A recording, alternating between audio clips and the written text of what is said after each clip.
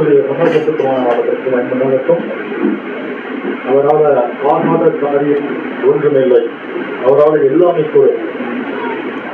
இந்த நாளிலும் இன்றைய தியானத்திற்கென்று நாம் தெரிந்து கொண்ட பகுதி 2 வசனத்தை நாம் வாசிக்க போகிறோம். முதலாவதாக ஆதியாகமம் முதல் அதிகாரம் 28வது வசனம்.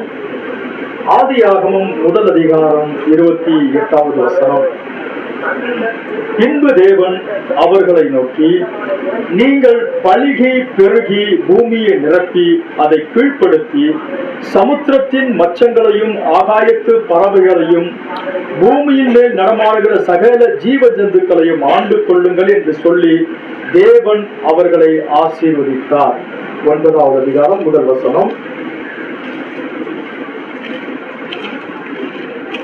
பின்பு தேவன் நோவாவையும் அவன் குமாரரையும் ஆசீர்வதித்து, நீங்கள் பலுகி பெருகி பூமியை நிரப்புங்கள் என்பதை நாம் ஜெபிக்கலாம்.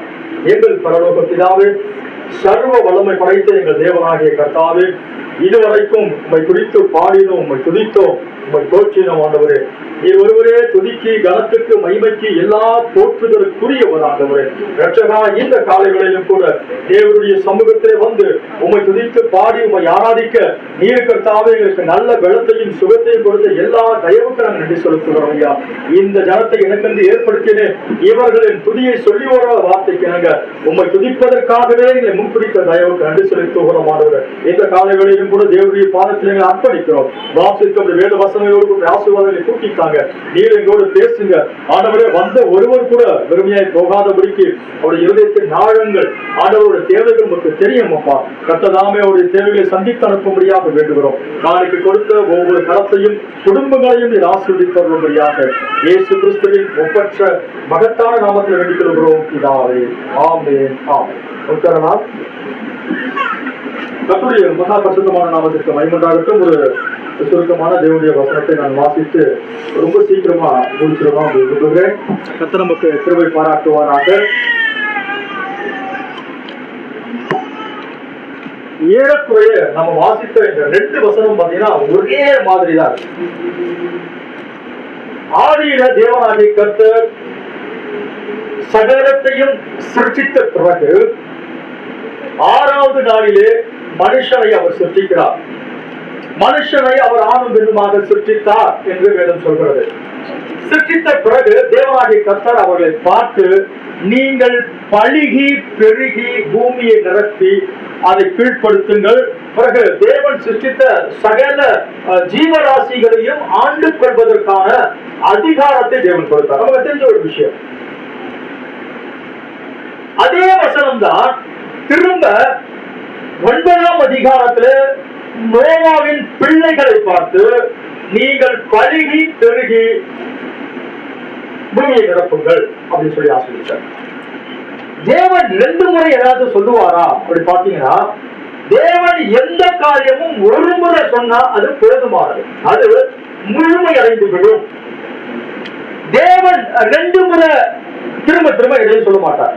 சில விஷயங்களுக்கு 2 முறை. ஆனால் ஒரு முறை சொன்னாலும் ஒரு முறை சொன்னாலும் அது போதுமானதாக இருக்கிறது. ஆனா இந்த 2 வசனம் பாத்தீங்கன்னா வேற வேற காலகட்டங்கள், வேற வேற நோக்கம், 2 ஒரே மாதிரி இருக்கும். நீங்க நல்லா புரிஞ்சுக்கணும். 2 வசனமும் ஒரே மாதிரி ஒரே பொருளை உடையதா இருந்தாலும், ஆனா 2 வெவ்வேறான காலங்களில சொல்லப்பட்டது. நீங்க புரிஞ்சுக்கணும். ரொம்ப 2 வசனம் அதே தேவனாகிய கர்த்தர் ஒண்ணு ஆதாம் ஏவாள் இடத்துல சொன்னா, இன்னொரு வசனம் நோவாவுடைய பிள்ளைகளிடத்துல தேவன் சொல்ல ஆரம்பிச்சார். வெவ்வேறான காலகட்டங்கள், ஆனா வெவ்வேறான சூழ்நிலைகள் நடந்திருந்தது. எனக்கு நம்ம பார்க்கக்கூடிய செய்தி என்ன அப்படி பார்த்தோம்னா, பலுகி பெருகி பூமியை நிரப்புங்கள் என்ற அந்த தீர்க்க தரிசனம் அல்லது அந்த தேவனுடைய வார்த்தை நிறைவேறினதா, நிறைவேறவில்லையா, இனிமேல் நிறைவேற போகிறதா, அதை குறித்து நம்ம பார்த்துட்டு ரொம்ப சீக்கிரமா முடிச்சிட போறோம். ஆதாம் ஏவாள் இடத்துல தேவன் நாம பார்க்க முடியாத இருக்கக்கூடிய சகல ஜீவ ஜந்துக்களையும் ஜீவராசிகளை உண்டு பண்ணி எல்லாவற்றையும் ஆண்டு கொள்ளக்கூடிய அந்த அதிகாரத்தை தேவன் ஆதாமுக்கும் ஏவாளுக்கும் கொடுத்தார். ஒரு சிங்கத்தை, ஒரு பூனைக்குட்டியை போல ஆதாம் பாவிச்சுக்கிட்டு இருந்தார். அது ஒரு திரும்ப ஒரு காலகட்டம் வர போகிறது. சகலமும் ஆதாமுக்கு கையளிக்கப்பட்டது. ஆதாம் சகலத்தின் மீதும் அதிகாரம் செலுத்துகிறவனாக இருந்தான். எங்கு பார்த்தாலும் அன்புமயம், எல்லா இடத்திலும் தெய்வீக அன்பு, அகாபே என்று சொல்லக்கூடிய அந்த தெய்வீக அன்புதான் ஏதேன் தோட்டத்தை சுற்றிலுமாக இருந்தது. இப்போ தேவன் இந்த ரெண்டு பேரை பார்த்து சொல்றாரு, தேவ சாயலில் சிருஷ்டிக்கப்பட்ட மனுஷனையும் ஆதாமுக்குள் இருந்த உபப்பொருளாய் இருக்கக்கூடிய ஆதாமுடைய விழாவில் இருந்து வெளியே வந்த ஏவாளையும் பார்த்து தேவன் சொல்கிறார், நீங்கள் பழுகி பெருகி பூமியை நிரப்புங்கள். நல்ல விஷயம். தேவன் சொன்ன அந்த வார்த்தை தேவன் சொன்ன விதமாகவே நடந்துச்சுங்களா? சபையை பேச விரும்புற ஆதாமுக்கும் ஏவாளுக்கும் தேவன் சொன்னார், பழுகி பெருகி பூமியை நிரப்புங்கள் என்று சொன்ன அந்த வார்த்தை தேவன் எந்த நோக்கத்துல சொன்னாரோ அந்த நோக்கத்துல நிறைவேறிச்சு. அப்படி பார்த்தோம்னா அந்த நோக்கத்துல நிறைவேறவில்லை. தேவன் சொன்ன நோக்கம் வேற, தேவன் தம்முடைய சிந்தனையில கொண்டிருந்ததான அந்த எண்ணங்கள் வேறையா இருந்தது. ஆனால் இங்கே இவர்கள் பூமியில நிரப்பின விதம் வேறு ஒரு வழிகளிலே. ஆகையினால தேவனுடைய அந்த திட்டம் ஆரம்பத்திலேயே அது முடிவு பெற்று போயிடுச்சு. நிறைவேறாமல், அது நிறைவேறப்படாமல் வேற வழிகளிலே அது நிறைவேறப்பட்டது. அது ஒரு முதல் உலகம். அங்க இருந்து கலப்பு மார்க்கம் வெளியே வந்தது. தேவனுடைய புத்திரருக்கும் மனுஷ ஸ்திரீகளுக்கும் விவாகம் நடந்தது. அங்க கலப்பு ஏற்பட்டபடியினால பூமியில ராட்சசர்கள் பிறந்தார்கள் அப்படின்னு பைபிள்ல வாசிக்கிறோம். இவர்கள் பிறந்த பிறகு பூமியை நிரப்ப ஆரம்பித்தார்கள். ஒரு பக்கம் அறிவாளிகள், மிக திறமசாலிகள், மிக உயரமானவர்கள், மிகப்பெரிய பலசாலிகள். இன்னொரு பக்கத்துல பாத்தீங்கன்னா பெரிய நாகரிகம் இல்லாமல் கூடாரவாசிகள், தேவனை தொழுது கொண்ட மக்கள் வாழ்ந்துட்டு இருந்தாங்க. இந்த தேவனை தொழுது கொண்ட மக்களை பார்க்கிறோம். அறிவு பூர்வமான மக்கள் பாத்தீங்கன்னா அறிவுல சார்ந்து அவர்கள் மிகப்பெரிய அறிவாளிகளா இருந்து தேவனை எப்படியாவது சந்திக்கணும்னு எண்ணத்தை எல்லாம் என்ன செய்ய ஆரம்பிச்சாங்க, உட்பட ஆரம்பிச்சாங்க. இப்படி காலம் போயிட்டு இருக்கிற நேரத்துல தேவன் பூமியில மனுஷனை உண்டாக்குவதற்காக அவர் மனஸ்தாபம் பட்டார். தேவன் சொல்லுகிறார், மனுஷனுடைய இறுதித்தின் நினைவுகள் நித்தமும் பொல்லாததா இருக்கிறது. தேவன் மனுஷனை செம்மையானவராய் உண்டாக்கினார். அவர்களோ அங்க அந்த பிரசங்கத்தை கண்ட்ரோல் பண்ண நல்லா இருக்கும் நினைக்கிறேன். தேவன் மனுஷனை செம்மையானவரை உண்டாக்கினார்.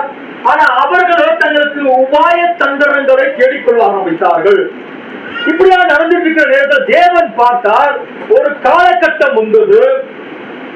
ஏறக்குறைய ஒரு 2000 வருஷத்துக்கு முன்னாடி, 2000 முழுமையடைறதுக்கு முன்னாடி தேவன் இந்த பூமியை அழிக்க சித்தமாகி ஜலப்பிரளயத்தில் முதலாவது இருந்த அந்த உலகத்தை தேவன் அழிச்சிட்டார்.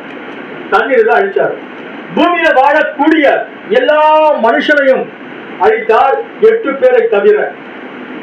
தேவன் தேர்ந்தெடுத்த மிருக ஜீவன்களை தவிர மற்ற எல்லாவற்றையும் தேவன் அழித்தாரு. பிறகு மழை நீரெல்லாம் வடிந்தது, ஜலம் எல்லாம் வடிந்தது. ஜலம் வடிவதற்கு 1 வருஷம் ஆனது. இப்போ பூமியில நோவா திரும்ப கால் எடுத்து வைக்கிறாரு. நோவா பார்த்த முதல் உலகம் வேற, இப்ப பார்க்கிற உலகம் வேற. நோவா முதலாவது பார்த்த உலகம் வேறையா இருந்தது. சீதோஷண நிலையெல்லாம் வேறையா இருந்தது. ஆனா இப்ப பார்க்கிற உலகம் வேற ஒரு உலகமா இருந்தது. ஜலப்பிரளயத்துக்கு முன்னாடி இருந்த உலகம் வேற, ஜலப்பிரளயத்துக்கு பிறகு இப்போது நோவா பார்க்கிற உலகம் வேற. பூமி ஏறக்குறைய சாய்ந்து போன நிலைமை இருந்தது. சீதோஷண நிலைமையெல்லாம் மாறி போச்சு. பூமியில ஒரு பெரிய மாற்றம் ஏற்பட ஆரம்பித்தது. நோவாவுடைய குடும்பமும் ரெண்டு உலகத்தை பார்த்தாங்க. முந்தின ஒரு உலகத்தை பார்த்திருக்கிறாங்க, இரண்டாவது ஒரு உலகத்தை பார்த்தாங்க. இந்த இரண்டாவது உலகத்தை பார்க்கிற நேரத்தில் தான் தேவனாகிய கர்த்தர் நோவாவுடைய குடும்பத்தை ஆசீர்வதித்து நீங்கள் பலுகி பெருகி பூமியை நிரப்புங்கள் சொன்னார். ஆதாம் கிட்ட சொன்ன அதே வார்த்தையை இப்போது நோவாவிடத்தில் சொல்கிறார், நோவாவுடைய பிள்ளைகளுக்கு சொல்றார். ஆதாம் இடத்துல சொன்னதுக்கான நோக்கம் வேற, நோவாவிடத்துல சொன்ன நோக்கம் வேற. இப்போது நோவாவிடத்துல சொன்ன நோக்கத்தின்படிதான் பூமியில மனுக்குளம் மனு வர்க்கம் மனுஷர்கள் பழுகி பெருகி பூமியை நிரப்புகிறோம். நம்ம ஒரு பெண்ணை திருமணம் செய்து கொள்கிறோம், பிள்ளையை பெற்றுக் கொள்கிறோம், இப்படி பூமியை நிரப்பி கொண்டிருக்கிறோம். ஆனா இதுதான் தேவனுடைய சித்தமா? அப்படி பாத்தீங்கன்னா இது தேவனுடைய சித்தம் இல்ல. ஆதாம் கிட்ட சொன்னது இது கிடையாது. வார்த்தையை நான் வாசிச்சுட்டு நான் செய்திக்குள்ள போக விரும்புறேன்.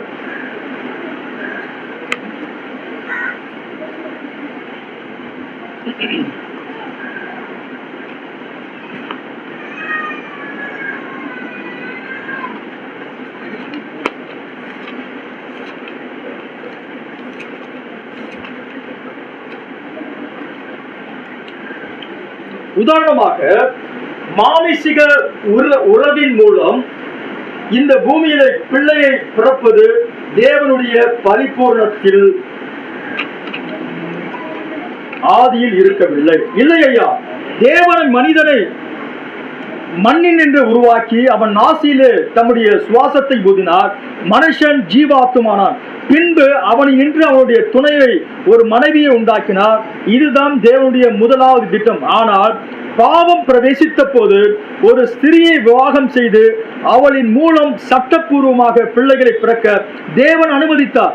நீங்கள் இவ்விதம் தான் வாழ்க்கை நடத்த வேண்டும் என்றிருப்பதால் உங்கள் வழியிலே சென்று பலுகி பெருகி பூமியை நிரப்புங்கள் என்றார். ஆனால் அது இப்போது தேவனுடைய பரிபூர்ணமான சித்தமாய் இருக்கவில்லை என்று கவனியுங்கள்.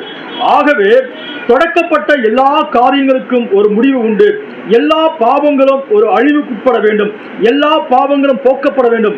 ஆகவே முதலாம் உயிர்த்தெழுதல் வரும்போது அந்த மகத்தான 1000 வருட அரசாட்சி நாம் ஒருபோதும் நம்முடைய தகப்பனுக்கும் தாய்க்கும் திரும்ப பிறக்க வேண்டிய அவசியம் இல்லை.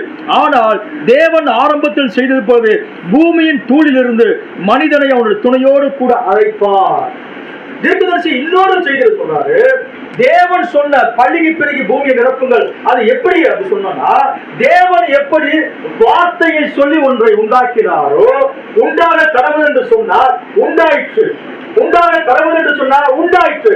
அதே தேவனாகிய கர்த்தர் நம்முடைய காலகட்டத்தில் அதே தேவனுடைய உரைக்கப்பட்ட வார்த்தையை உண்டாக கடவுள் என்று சொல்லும்போது ஒரு ஜீவராசி உண்டானது. ஆதாமுடைய காலகட்டத்தில் ஆதாம் தனக்கு பிள்ளை வேண்டுமானால், அவன் ஒரு ஆண் பிள்ளையை பெற்றுக் கொள்ள வேண்டுமானால் அவன் பேசுவான். ஒரு ஆண் பிள்ளை ஆதாமை போல எழுந்து வருவான். ஒரு பெண் பிள்ளை வேண்டுமென்றால் அவன் பேசுவான், அந்த பெண் பிள்ளை எழுந்து வருவான். இதுதான் தேவனுடைய மூல சிருஷ்டிப்பாக இருந்தது. இந்த காரியம் பூமியில நடப்பதற்கு நிகழ்வதற்கு முன்னாடி ஏவாளுக்கு சாத்தான் அறிவை போதிச்சான். அறிவை போதித்தபடினால வேற வழியில பிள்ளையை பெற்றுக் கொள்வதற்கு ஏவாளுக்கு கற்றுக் கொடுத்தான். இப்படி நடக்கும் என்பது தேவனுக்கு தெரியும். அப்படி நடக்காம போயிட்டா தேவன் தனக்குள்ளாக பல குணலட்சணங்கள் இருக்குது.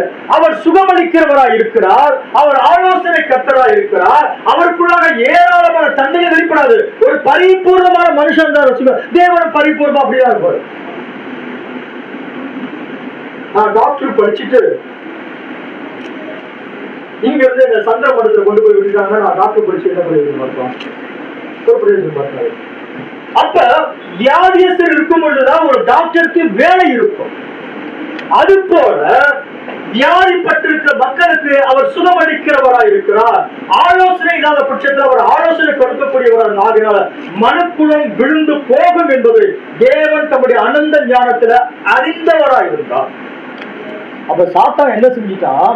தேவன் ஒரு விதத்துல பூமியை நிரப்பணும்னு சொன்ன அந்த காரியத்தை வேறு வழியில மனுக்குலத்துக்கு சொல்லிக் கொடுத்து, அல்லது ஏவாளுக்கு சொல்லிக் கொடுத்து, ஆதாம் ஏவாளின் மூலமாக பூமியில மனுஷர்கள் பழுகி பெருகி பூமி நிரப்பிட்டாங்க. அந்த முதல் கூட்டத்தை தேவன் அழிச்சாரு. இப்ப திரும்ப தேவன் என்ன செஞ்சாரு? நோவாவை ஆஸ்வதிக்கிறார். நோவோட பிள்ளைகிட்ட பழுகி பிரித்து பூமியை நிரப்புகிறார். இன்னைக்கு நீங்களும் நாம கல்யாணம் முடிக்க பிள்ளையை பெற்றுக் கொள்வது போல தேவன் இதை தம்முடைய அனுமதிக்கும் சித்தத்தில் அனுமதிச்சு இதுதான் தொடர்ந்து போய்கிட்டே இருக்குது. இனி ஒரு உலகம் வரப்போகிறது. சரிங்களா? முதலாவது ஒரு உலகம், அந்த உலகத்துல தேவனுடைய திட்டம் நிறைவேறாமல் போயிடுச்சு. இரண்டாவது உலகத்துல நாம் வாழ்ந்து கொண்ட இந்த உலகத்துல தேவன் அனுமதிக்கும் சித்தத்துல இன்னைக்கு நீங்கள் நாம திருமணம் செய்து கொண்டு பிள்ளைகளை பெற்றுக் கொள்கிறோம். இனி ஒரு உலகம் வரப்போகிறது. அந்த உலகத்துல நீங்களும் நானும் நம்ம தகப்பனுக்கு தாய்க்கு பிறக்க போது கிடையாது. நான் சொல்ல திருப்பி சொல்றேன், நம்ம யாரும் நம்ம அப்பா அம்மாவுக்கு பிறக்க போது கிடையாது. உங்க பிள்ளை உனக்கு பிறக்க போது கிடையாது. அங்க எல்லாமே வார்த்தையின் பிள்ளைகளாக இருக்க போறாங்க. அதுதான் உண்மையான ஒரு விஷயம். நான் சொல்றது சரிங்களா? அப்ப தேவனுடைய திட்டம், தேவன் ஒரு காரியத்தை மனசுல சிந்திச்சுட்டு இருந்தாரு. இப்படிலாம் நடக்கணும்னு நினைச்சாரு, அது நடக்கல. நடந்தது நடக்குறீங்களா? சபையா சொல்றாங்க, ஏன்னா கேட்டா ஏதாச்சும் மறைச்சு மனசுல வச்சுருப்பார் அப்படின்னு சொல்லலாம். தேவன் சொன்ன அந்த திட்டம் நடந்தா நடக்குங்களா? நடக்கல. உண்மை நடக்கல. தைரியமா சொல்லுவாங்க, நடக்கவே இல்லை, நடக்கல. அப்ப இனி ஒரு உலகம் வரப்போகிற, அந்த உலகத்தில் நடக்க போகுது. உண்மைதான். அப்படியானால் தேவன் தம்முடைய திட்டத்தை நிறைவேற்ற முடியாமல் போயிடுச்சுன்னா தேவன் தோற்று போனவராய் மாறிடுவார். சரிங்களா? வாசிக்கலாம். யோபின் சரித்திர புத்தகம் 42வது அதிகாரம்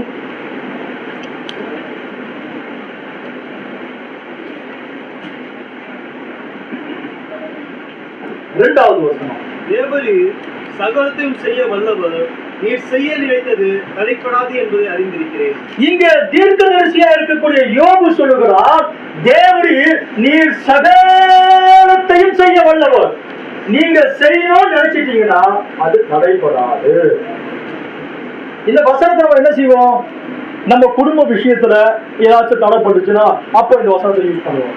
வேற ஏதாச்சும் தடைப்பட்டுச்சுன்னா அதை யூஸ் பண்ணுவோம். ஏப்பா, ஆரம்ப சிருஷ்டிப்பிலேயே தேவன் செய்ய நினைத்தது தரப்படுங்களா? அப்படி தரப்பட்டுச்சுன்னா இந்த வசனம் போய். சரிங்களா? அவர் செய்த காரியங்கள், செய்ய நினைத்தது தடைப்படுமையானால் இந்த வேத வசனம் போய். இது தேவனுடைய வார்த்தையாக இருக்கிறது. வானம் ஒழிந்து போகும், பூமி ஒழிந்து போகும், சகலமும் மாறி போகும். தேவன் தன்னுடைய வார்த்தையை காத்துக்கொள்ள வல்லவராய் இருக்கிறாரு. தேவன் தன்னுடைய வார்த்தையை காத்துக்கொள்ள வல்லவராய் இருக்கிறாரு. தேவனுடைய வார்த்தை என்னைக்கும் பொய்யாக்கப்பட முடியாது. அவர் வாயிலிருந்து ஒரு வார்த்தை வருமையானால் அது நிறைவேற்றி முடிந்தே தீரும். அதுதான் தேவனுடைய திட்டமாக இருக்கிறது. கர்த்தருடைய நாமத்திற்கு மகிமை உண்டாகட்டும்.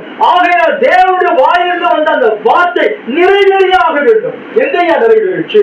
நிறைவேறியே. தேவன் சொன்ன மாதிரி எது நடக்கல. இன்னைக்கு இனச்சேர்க்கையில நாம எல்லாரும் பிள்ளைகளை பெற்றுக் கொண்டு வருகிறோம். இனச்சேர்க்கை பூமியை நிரப்பிக் கொண்டு வருகிறோம். இதுதான் இன்னைக்கு நடந்துகிட்டு இருக்கிறது. இந்த இனச்சேர்க்கையில பிள்ளைகளை பெற்றுக்கொண்ட என்ன நடக்குதுங்களா?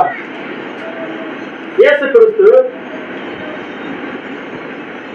ராத்திரி ஒருத்தர் சொல்லி போறாங்க, பேர் என்னது? நிக்கோதேமை பார்த்து சொல்றாரு, மாம்சத்துல பிறப்பது மாம்சமா இருக்கும், ஆவியில பிறப்பது ஆவியா இருக்கும். ஒரு சாதாரணமான ஒரு பிறந்த ஒரு மனுஷன் போய் நீங்க தெய்வீகத்தை குறிச்சு போதிச்சீங்கன்னா ஒன்னும் புரிஞ்சுக்கவே மாட்டான். மிஞ்சி போனா புரிஞ்சுக்கிறது நமக்கு மேல ஒரு சக்தி இருக்குதுங்க, அவ்வளவுதான். இதை புரிஞ்சுக்கிறதுக்கு பெரிய விஷயம். உலக மனுஷன் ஒத்துக்கொள்ளக்கூடிய காரியம் என்னன்னா, நமக்கு மேல ஒரு சக்தி இருக்குதுங்க, அவர் யாரும் தெரியாதுங்க, ஆனா ஒரு சக்தி இருக்குது. அதுதான் அவங்க லிமிட். தெய்வீகத்தை குறித்து, தேவனை குறித்து, தேவனுடைய திட்டங்களை குறித்து, பரலோக ராஜ்யத்தை குறித்து மனுஷ அறிவுல நீங்க சொன்னா கூட மனுஷ அறிவுல புரிஞ்சுக்க முடியாது. காரணம், மாம்சத்துல பிறப்பது மாம்சமா இருக்கும். மாம்ச அறிவுல மனுஷன் எதையும் புரிந்து கொள்ள முடியாது. இயேசு சொன்னாரு, நான் சொல்லுகிற இந்த வார்த்தை ஆவியாயும் ஜீவனுமாய் இருக்கிறது. அப்படின்னா பைபிளை புரிஞ்சுக்கிறது கூட பாத்தீங்கன்னா ஒரு ஆர்டினரி மனுஷனுக்கு பைபிள் புரிஞ்சுக்க முடியும். தெரியுங்களா? அவன் கதை புக்க மதிப்படிப்பான், ஒருவேளை வசன சங்கீதத்தை படிச்சு அது ஃபுல்லா குறிச்சு வச்சுப்பாரு. இவருக்கு ஏதாச்சும் பிடிச்ச வசனமா இருந்தா குறிச்சு வச்சுப்பாரு. காரணம், இந்த வசனம் தேவனுடைய வார்த்தையால் இது ஆவியா இருக்கிறது. நான் சொன்ன வசனம் ஆவியாயும் ஜீவனுமாய் இருக்கிறது. அது ஸ்பிரிட், அது லைஃப் இருக்கு, ஜீவன் இருக்கிறது. அப்படியானால் மாம்ச பிரகாரமான ஒரு மனுஷன் பைபிளை கூட புரிஞ்சுக்க முடியாது.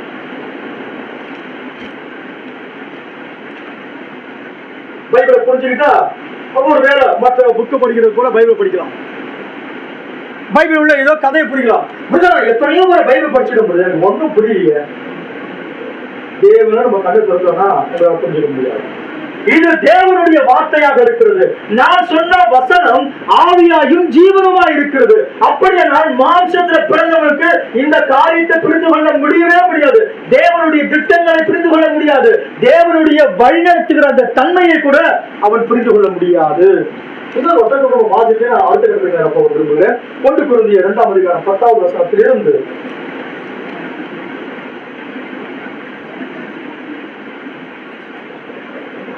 நமக்கோ தேவன் அவைகளை தமது ஆவியாலே வெளிப்படுத்தினார்.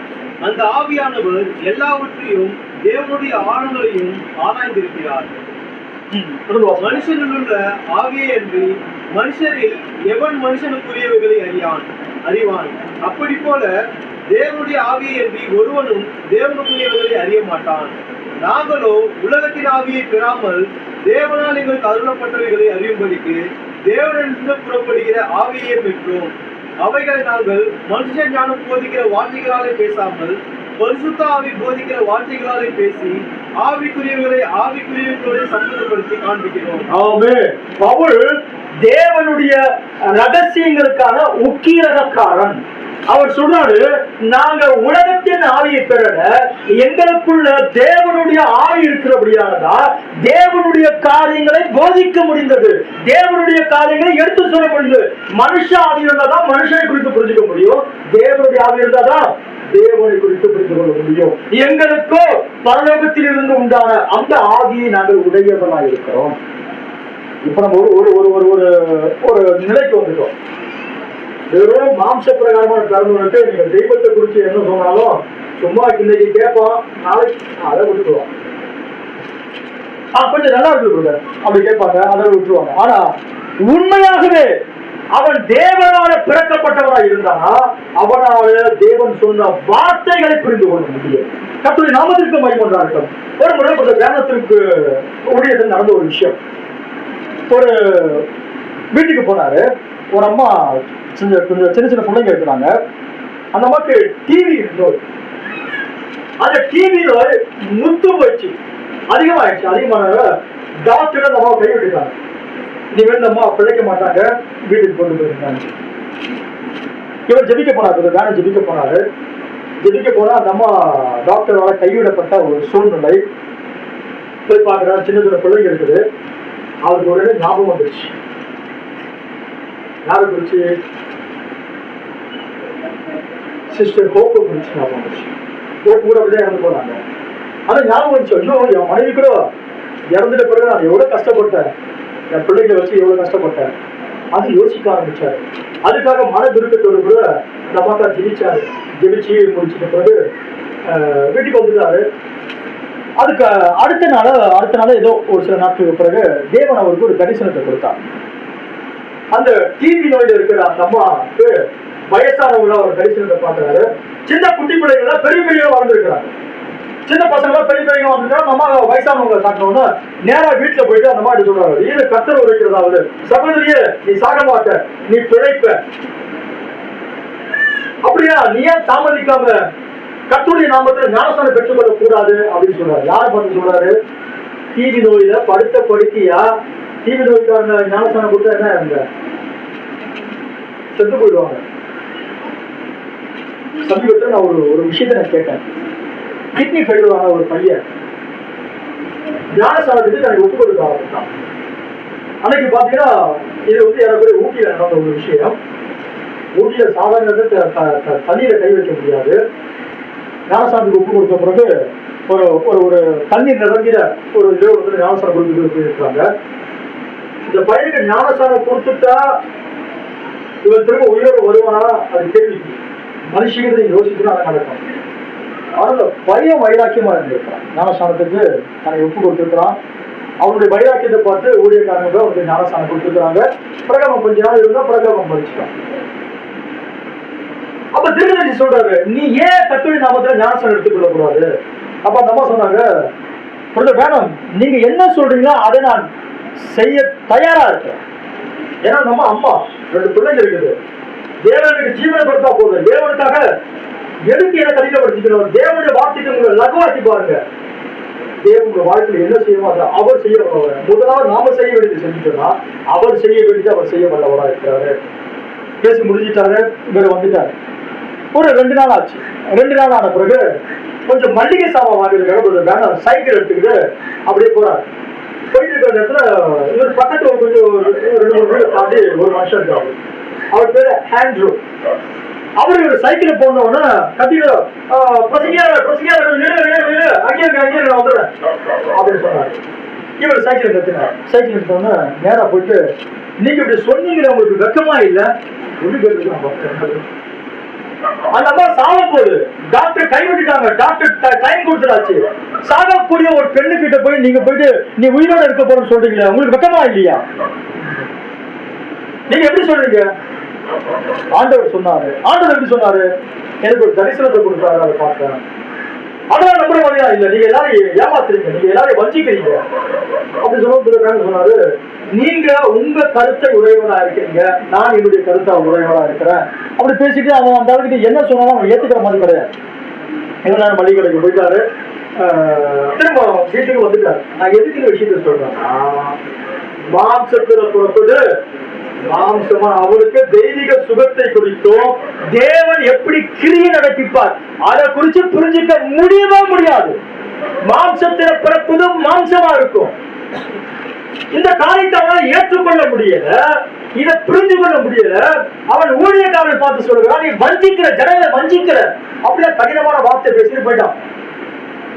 ஒரு 2 நாள் அப்படியாச்சு. ஆன பிறகு அவங்க வைஃப் ஒரு கிறிஸ்துவம். அம்மா அவங்களுக்கு பாத்தீங்கன்னா அப்பண்டிஸ், குடல்வால் அப்பண்டிஸ் சொல்லுவாங்க. குடல்வால் அந்த அப்பண்டிஸ் பிரச்சனை வந்துச்சு. ரொம்ப சீரியஸ் கண்டிஷனா ஹாஸ்பிட்டல் அந்த அம்மா படுத்து படுக்கை ஆயிட்டாங்க. இவங்க பக்கத்து வீட்டுல இருக்கிறதுனால இவர் என்ன செஞ்சாரு, ஒரு நாள் அதை கேள்விப்பட்டுட்டு நேரம் அவங்க வீட்டுக்கு போனாரு. அவங்க வீட்டுக்கு போனதும் ஆண்ட்ரூ உங்க வயிற்றுல உடம்பு சரியா அப்படின்னு கேட்டாரு. இவரை பார்த்த உடனே ஏற்கனவே வந்து பிடிக்கல. அவர் சொன்னாரு, அதெல்லாம் நாங்க பார்த்துருக்கோம், டாக்டர் தான் இருக்கிறாங்க. அங்க இருக்கிற ஒரு பிரபலமான ஒரு பெரிய டாக்டர் சொன்னாரு, இந்த சோம் டாக்டருக்கு நாங்க போறோம், அவரு எல்லாத்தையும் பார்த்துக்குவாரு அப்படின்னு சொன்னாரு. இவர் பார்த்து சொன்னாரு, சரி நீங்க டாக்டர் பாருங்க, அதுக்கெல்லாம் வரல, உனக்கு ஏதாச்சும் ஹெல்ப்பா எனக்கு என்ன வெட்டமா சொல்ல, நான் அதெல்லாம் செஞ்சுட்டு போனேன். அதெல்லாம் ஒண்ணு வேணாம், நாங்க டாக்டர் இருக்கிறாரு, டாக்டர் பார்த்துக்குவாரு அப்படின்னு சொன்ன பிறகு இவர் நேரா வீட்டுக்கு வந்துட்டார். திருப்ப சில நாட்கள் ஆனது. அந்த அம்மாவை ஹாஸ்பிட்டலுக்கு கொண்டு போயிட்டாங்க. ஹாஸ்பிட்டல் சேர்த்துட்டாங்க. பிரதர் வேனம் அவர் ஒரு வேலை பார்த்துட்டு இருந்ததுனால அதுக்கு துப்பாக்கிலாம் எடுத்துக்கிட்டு நேரா வேலைக்கு கிளம்பிட்டார். வேலைக்கு கிளம்பி போற நேரத்துல ஒரு சத்தம் சொல்றது, நீ திரும்பி போ. ஒரு சத்தம் சொல்றது, நீ திரும்பி போன்னு சத்தம் சொல்லிச்சு. இவர் நேரா போயிட்டு அவருடைய மேல அதிகாரி கிட்ட சொல்லிட்டு, இன்னைக்கு நான் வேலை செய்யல, நான் வீட்டுக்கு போறேன்னு சொல்லி லீவ் சொல்லிட்டு நேரா வீட்டுக்கு வந்துட்டாரு. வீட்டுக்கு வந்துட்டு வீட்டுல உட்காந்துட்டு, சரி அந்த துப்பாக்கி எல்லாம் எதுக்கு ஆண்டவர் வீட்டுக்கு போக சொன்னாரு ஒன்றும் புரியல. துப்பாக்கி எடுத்து அப்படியே தொடச்சிக்கிட்டு அப்படி இருந்துட்டு இருக்கிற நேரத்துல வெளியில இருந்து ஒரு நாள் கேட்டு கதவை திறந்து உள்ள வந்தார். உள்ள வரும் குடிஞ்சிட்டு வராரு, புக்கெல்லாம் ஒழுகிட்டு இருந்து. அப்படி வர நேரத்துல சிஸ்டர் மேடா அங்க இருக்கிறாங்க. மேடா பாத்துக்கிட்டு, நீங்க தான் திருமதி வெண்ணகாமா? எஸ். அப்புறம் நேரா இவர்கிட்ட வந்தாரு, கணக்கிட்ட வந்தாரு. வந்த பிறகு உங்களுக்கு ஏதாவது கேள்விப்பட்டீங்களா? ஹாஸ்பிட்டல் சேர்த்துருக்கிறோம். அப்படியா? ஐயோ அப்படிங்களா? ரொம்ப சீரியஸ் கண்டிஷனா இருக்கிறேன். ஐயோ நான் ரொம்ப விரும்பல. அப்படியா அப்படி கேட்டாரு. ஏன் அப்படி கேட்டாருன்னா, நீங்க அப்படிதான் சொன்னேன், தேவன் எப்படிப்பட்டவர்களா? தயவு உள்ளவனுக்கு தயவு உள்ளவன், புனிதனுக்கு புனிதர், மாறுபாடு உள்ளவனுக்கு மாறுபாடு உள்ளவராகவே தோன்றுகிறார். ஆகையால இவர் துப்பாக்கியை தொடச்சு இவர் எவ்வளவு பில்டப் கொடுத்து பேசினாரு, அதுக்கு ஏற்ற மாதிரி ஒரு பதில் சொல்லிக்கிட்டே இருந்தார். டாக்டர் ரொம்ப சீரியஸ் கண்டிஷன் சொல்லிட்டாங்க, லட்சணம் கட்டி போச்சு, அவளை பார்க்கறதுக்கு ரொம்ப பரிதாபமா இருக்குது. பிழைப்பாடான நம்பிக்கை இல்லாம இருக்குது. ஏதாவது செய்ய முடியுமா அப்படின்னு கேட்டாரு. டாக்டர் தான் இருக்காங்க, உங்களுக்கு பெரிய டாக்டர் இருக்காங்க, டாக்டர் பார்த்துருவாங்க அப்படின்னு சொல்றாரு. அப்படி சொல்லிட்டு இருக்கிற நேரத்துல என்ன நடந்துச்சுன்னா, இவர் பேசிட்டு இருக்கிறாரு. அப்புறம் நீங்க தான் அதெல்லாம் நம்ப மாட்டீங்க, நீங்க அதெல்லாம் நம்ப மாட்டீங்க அப்படின்னா அந்த ஆள் ஒரு விஷயத்த சொன்னார். நான் உண்மையாக பல விஷயத்த நம்புவதுதான் கிடையாது. ஆனால் பல வருஷத்துக்கு முன்னாடி என் அத்தை ஒரு வீட்டுல வேலை பார்த்துட்டு இருந்தாங்க, துணி துவைக்கிற வேலை பார்த்துருந்தாங்க. அவங்க துணி துவைச்சிட்டு இருக்கிற அந்த வேலை பார்த்துருக்கிறாங்க. அங்க ஒரு எப்பயாவது வருஷத்துக்கு ஒரு முறை ஒரு பிரசங்கியார் வருவாரு. அவருக்கு ஒரு $5 தரணும்னு அம்மா ஆசைப்பட்டு இருந்தாங்க. அவங்களுக்கு காசு கிடையாது, அதனால ஜோம் பண்ணிட்டு இருந்தாங்க. அதனால ஒரு $5 தரணும், அந்த பிரசங்கியார் நீங்க வந்துருவாரு, என் கையில காசு கூட கிடையாது, $5 5 சென்ட் அவருக்கு காசு தரணும்னு அப்படின்ற மாதிரி யோசிச்சுட்டு வேலைக்கு வந்துட்டாங்க. வேலைக்கு வந்த பிறகு துணி துவைச்சிட்டு இருக்கிறாங்க. அம்மா துணி துவைச்சிருக்கிற நேரத்துல ஆயுத துவைச்சு இன்னைக்கு தான் அந்த பசங்க வருவாரு, அவருக்கு ஒரு 5 சென்ட் காணிக்க தரணும்னு நினைச்சாங்க. என்கிட்ட காசு இல்லையே அவர் நினைச்சு சோப்பு எடுத்து அந்த துணியில போட்டு தேய்ச்சிக்கிட்டு இருக்கிறாங்க. தேய்ச்சிக்கிட்டே இருக்கிற நேரத்துல சத்தம் ஒரு மாதிரி வந்துச்சு. என்ன அந்த சோப்பை பார்த்தா அந்த சோப்புக்குள்ள 5 சென்ட் நாணயம் அதுக்குள்ள இருந்துச்சு. இது அவங்க அத்தை வந்து வீட்டுல பேசிருக்காங்க. இதெல்லாம் நடந்துச்சு. ஆண்ட்ரூஸ்ல எல்லாமே போச்சு. இந்த ஒரு விஷயம் மட்டும் மனசுல பதிஞ்சிச்சு. இது எப்படி நடக்கும், இது எப்படி நடக்கும், இது எப்படி நடக்கும்? நம்ம எதுக்கு தெரியுங்க சபையில சாட்சி சொல்றோம்? சாட்சி சொல்றதுனால எல்லா ஜபத்தை கேட்டு ஆண்டவர் அற்புதம் செஞ்சுட்டாரு அது கிடையாது. அவருடைய நாமம் நீங்க சொல்ற சாட்சி யாரோ ஒருத்தருக்கு, ஒரு நாத்திகருக்கு இன்னைக்கு அவனுக்கு தெரியாது. ஆனா சாட்சி அவன் என்னைக்கோ பிரச்சனையில் அகப்பட்டுக்கிற நேரத்துல அதை யோசித்து பார்ப்பான். அதுக்குதான் நம்ம சாட்சி சொல்றோம். ஆகையால இவங்க அத்தை சொன்ன அந்த சாட்சி இந்த மனுஷனுடைய மனசுல இருந்துகிட்டே இருந்தது. அது எப்படி நடக்கும், அது எப்படி நடக்கும் யோசிச்சு பாருங்க. நம்ப முடியாது, ஆனாலும் உண்மை. இந்த அம்மாவுக்கு இந்த 5 சென்ட் வரணும். இந்த 5 சென்ட்டுக்கு இந்த அம்மா இன்னைக்குதான் நினைச்சிருப்பாங்க. ஆனா இந்த அம்மா நினைக்கிறதுக்கு முன்னாடியே தேவனுக்கு தெரியும். அந்த சோப்பு எப்ப தயார் பண்ணிருப்பாங்க எனக்கு தெரியாது இல்லையா? 1 மாசம் 2 மாசம் எத்தனையோ மாசத்துக்கு தயார் பண்ணுவாங்க. அந்த சோப்புல எப்படியோ ஒரு 5 சென்ட் விழ வச்சிருப்பான் தேவன். அது எங்கெங்கயோ போய் யாருக்கிட்ட வரணும்? தேவனுடைய அந்த நடத்துதலை யோசிச்சு பாருங்க. மனுஷ அறிவுல புரிந்து கொள்ள முடியாது. அப்ப தேவன் செய்கிற காரியங்கள் வித்தியாசமா இருக்கு. நான் சொன்னாரு, ஐயா இதே மாதிரி வந்து இந்த காரியத்தை என்னால மறக்கவே முடியல, இது இப்படி நடந்துச்சு அப்படி சொன்ன உடனே அப்ப புரிஞ்சுக்கிட்டாரு. ஓஹோ கொஞ்சம் வழிக்கு வந்துட்டாரு. இப்ப கேட்கிறாரு, நீங்க ஜபம் பண்ண முடியுமான்னு கேட்டாரு. நான் ஜபம் பண்ண கிடையாது, ஜபம் பண்ணக்கூடிய ஆளு நீதான். எனக்கு ஜபம் பண்ண தெரியாது. அந்த சேருக்கு தவிர அங்கேயே முட்டி போடுங்க. அந்த மனுஷன் யூஎஸ்ல வார்த்தை சொன்னாரு, ஜபம் பண்ணாரு. பிறகு அந்த சகோதரிக்காக முழங்கால் படித்து திணிச்சாங்க. போய் பார்த்தா கண்ணனை திறக்க முடியல, முழுச ரத்தம் கட்டி போய் நமக்கு இன்னும் கொஞ்ச நாளுக்குள்ள நம்ம இறந்து போகிற நிலையில இருந்தாங்க. சர்வ உடமை படைத்த தேவனாகி கட்ட ஜெபத்தை கேட்டாரு, ஜீவ ரட்சணை செய்தார். அப்படி தேவன் ஜீவனை கொடுக்க அதிகாரம் உடையவராக இருந்தாரு. நான் எதுக்கு சொல்றேன்னா, மாம்சத்துல பிறப்பது மாம்சமாக இருக்கும், ஆவியில பிறப்பது ஆவியா இருக்கும். வெறும் மாம்ச பிறப்புல நீங்க தேவனை புரிந்து கொள்ள முடியாது, தேவனுடைய வசனங்களையும் புரிந்து கொள்ள முடியாது. அப்படின்னா ஆவியில பிறந்தால்தான் தேவனுடைய ஒவ்வொரு திட்டங்களையும் தேவனுடைய ஒவ்வொரு சித்தத்தையும் புரிந்து கொள்ள முடியும். அப்ப தேவனுடைய திட்டமும் சித்தமும் ஆரம்பத்திலேயே ஆதாமுடைய காலகட்டத்திலே அது முரண்பாடாய் மாறி வேற வழியில இதுவரைக்கும் நம்ம பிள்ளைகளை பெற்றுக் கொண்டு இருக்குமேனா தேவனுடைய திட்டம் நிறைவேற்ற முடியாமல் சாத்தானுடைய தடுத்துட்டானா? சாப்பாடு தடுக்கிறோம் அப்படின்னு சொல்லுவோம், பிசாசு தடுத்துருவோம். பிசாசு அதை பண்ணிடுவான். தேவனுக்கு நம்ம கனம் கொடுக்கிறோமோ இல்லையோ, பிசாசு பெரியாரா காட்டுவோம். பிசாசு பெரியாரா காட்டுவோம். இல்லை ஐயா, தேவனுடைய வாழ்க்கையை ஒரு காரியத்தை செய்யணும்னு நினைச்சிட்டாங்க, எந்த சக்தியும் தடுத்து நிறுத்த முடியாது. தீர்க்கதரிசியாக சொல்கிறார், பாதாளத்தில் உள்ள மொத்த பிசாசு வந்து கூட தேவனுடைய ஆசீர்வதிக்கணும் உங்களுடைய வாழ்க்கையை ஒன்று செய்யணும்னு நினைச்சிட்டாங்க, பாதாளத்தில் உள்ள மொத்த பிசாசு மட்டும் பண்ண முடியாது. நீ ஆராதிக்க தேவன் மகா பெரியவர். அவர் செய்ய நினைத்தது தடைப்படுவது கிடையாது. அப்படியானால் ஆதி ஆகமத்தில் ஆதாம் சொன்ன காரியம் தடைப்பட்டுடுச்சு பிரதர், உறைஞ்சு போச்சு பிரதர், தேவன் தோற்று போயிட்டார். இல்லை, அவர் ஜெய கிறிஸ்துவாக இருக்கிறார். அவர் சகலத்தையும் ஜெயித்தவராய் இருக்கிறார். அவர் சகலத்தையும் ஜெயம் கொண்டவராய் இருக்கிறார். ஒரு பெரிய விஷயம் என்னன்னா, சாத்தான் இப்படிதான் யோசிப்பான், தேவன் அதை வேறு வழியை நிறைவேற்றுவாரு. நீங்க நல்லா புரிஞ்சுக்கணும். சாத்தான் இப்படிதான். சாத்தானுக்கு தேவனுடைய மைண்ட் தெரியாது, எழுதப்பட்ட வார்த்தை தெரியும், தேவனுடைய வாயிலிருந்து வந்த வார்த்தை தெரியும். ஆனா தேவனுடைய அனந்த ஞானத்துல மறைந்திருக்கிறது சாத்தானுக்கு தெரியாது. அததான் பவுல் சொல்கிறார், அதை இந்த பிரபஞ்சத்தின் பிரபுக்கள் அறிந்திருந்தார்கள், மகிமையின் கர்த்தரை சிலுவையில் அறிந்திருக்க மாட்டார்களே. சாத்தான் நிறுத்துவான்னு தேவனுக்கு தெரியாது. அதான் தேவன் ஒரு காரியம் நடந்த பிறகு நடந்துச்சு அப்படி யோசிக்கிறது கிடையாது. தேவனுக்கு ஆதியும் அந்தமும் தெரியும். நான் பிறப்பதற்கு முன்னாடி இன்னைக்கு இந்த பிரசங்கம் பண்ண தேவனுக்கு தெரியும். ஐயா, போன வாரம் கூட எனக்கு தெரியாது, அந்த பிரசங்கம் பண்ண எனக்கு போன வாரம் தெரியாது. ஆனா நான் பிறப்பதற்கு முன்னாடி இன்னைக்கு யார் யார் எந்த சேனல் உட்கார்ந்துருப்பீங்க, யார் யார் சிஸ்டர் செல்வராணி ஜெயராணியா நீங்க வருவீங்க தேவனுக்கு தெரியும். ஐயா, அவர் ஆதியும் அந்தமும் அறிந்தவராய் இருக்கிறார். அவர் ஆல்பா, அவர் ஒமேகாவாய் இருக்கிறார். தேவனுக்கு மறைவான சிருஷ்டி எதுவும் கிடையாது. ஆகையால் அவர் தேவனாய் இருக்கிறார். கர்த்தருடைய நாமத்திற்கு மகிமை உண்டாகட்டும். அப்படியானால் தேவனுடைய திட்டம் எப்படி நிறைவேறுகிறது? தேவனுடைய திட்டம் நிறைவேறுகிறோம். அப்படி நிறைவேறனா அவர் தோற்று போனவர், அவர் ஜெய கிறிஸ்து.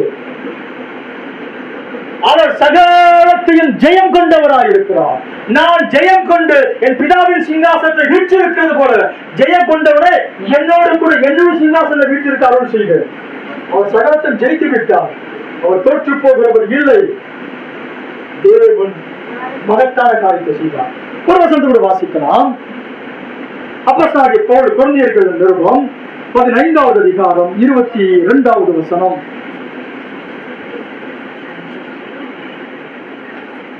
ஒன்று கொரிந்தியர் 15:22. ஆதாமுக்குள் எல்லாரும் மரித்தது போல கிறிஸ்துவுக்குள் எல்லாரும் உயிர்ப்பிக்கப்படுவார்கள். அவனவன் தன் தன் வரிசையிலே போதும். ஆதாமுக்குள் எல்லாரும் மரிக்கிறது போல கிறிஸ்துவுக்குள் எல்லாரும் உயிர்ப்பிக்கப்படுகிறார்கள். முதலாம் ஒரு ஆதாமை கொண்டு தேவன் ஒரு மகத்தான திட்டத்தோடு கூட பூமியில பழுகி பெருகி பூமி நிரப்புங்க என்று சொன்ன அந்த வார்த்தை அந்த ஆதாமில நடக்கவில்லை. அவன் மண்ணிலிருந்து உண்டாக்கப்பட்டவன்.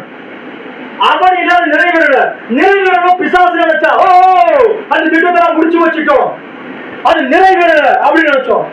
தேவன் தம்முடைய மனசுல இன்னொரு ஆதாம் வச்சிருந்தாரு.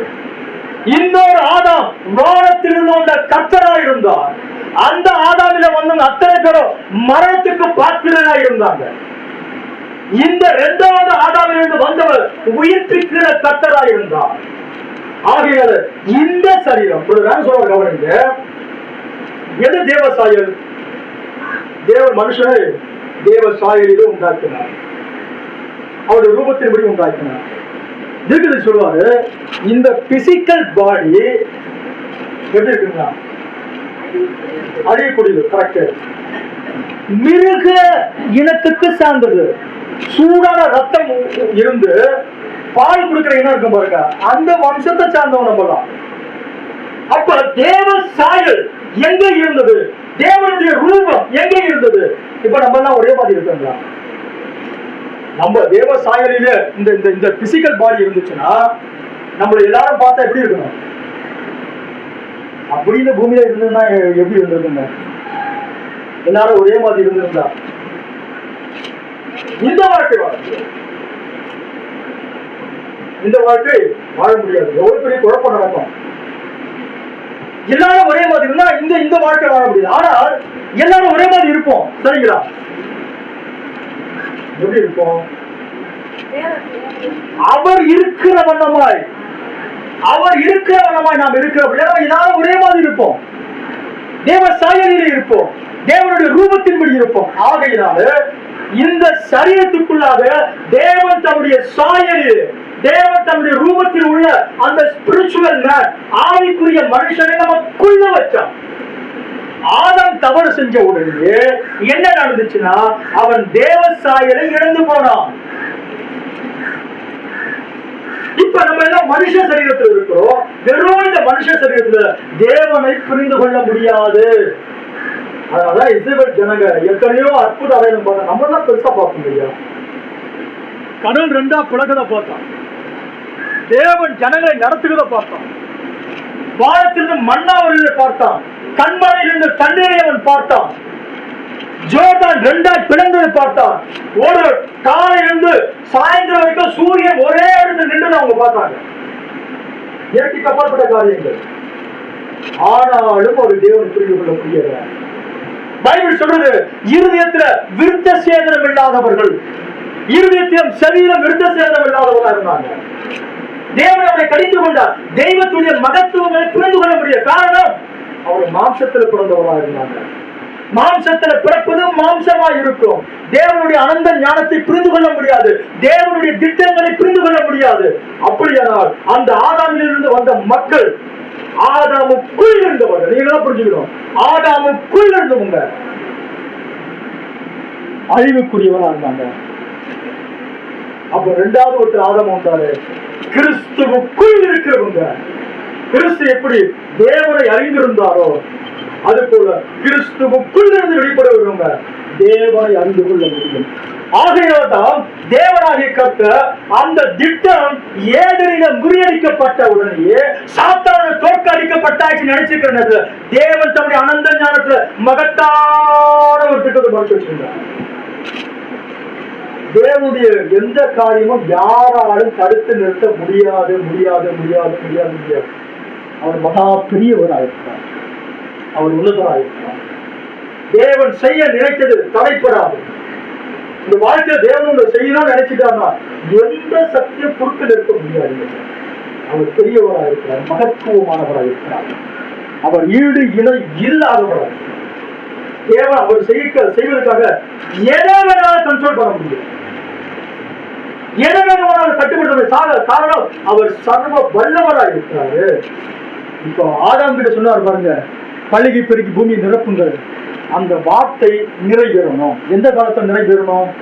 தீர்க்கதரிசி சொல்றாரு ஒரு வார்த்தை, என்கிட்ட தேவன் நீ எந்த காலத்துல பிறக்குன்னு ஆசைப்படுற அப்படின்னு ஒரு கேள்வி கேட்டாருன்னா நம்ம என்ன யோசிப்போங்க?